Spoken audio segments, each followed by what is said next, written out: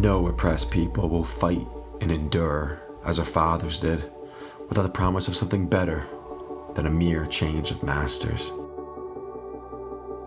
244 years ago, what was left of the army came here for our first winter as Americans.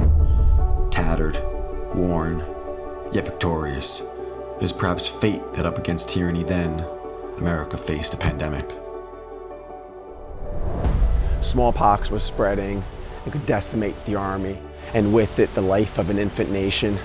But neither disease nor tyranny crushed their spirit, a spirit which nourishes freedom and in return is nourished by it. She was driven from the rest of the world. Lady Liberty came here to America to find a new home, but tyrants had followed her, leaving her children no choice but a brave resistance or abject submission. Tyranny, like hell, is not easily conquered. Yet we have this consolation with us, that the harder the challenge, the more glorious the triumph. What we obtain too cheap, we esteem too lightly. It is dearness only that gives everything its value. America is mother to us all. Defend her.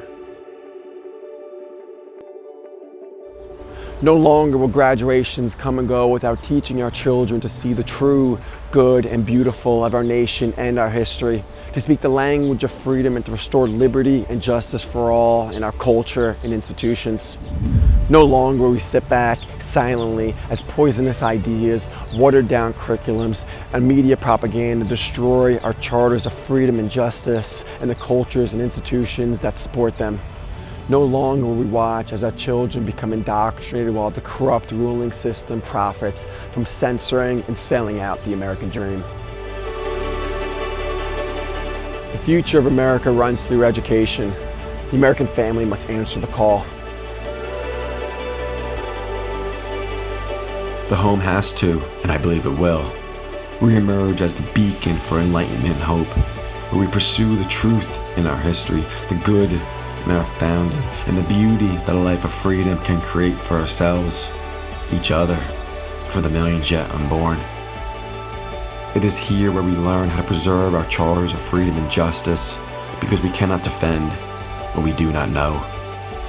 Where we learn the principles of equality and morality, beauty and courage, the difference between liberty and tyranny, justice and lawless, education and indoctrination, and between the good and virtuous principles that preserve a great and free nation, and the lawless lust that destroys one.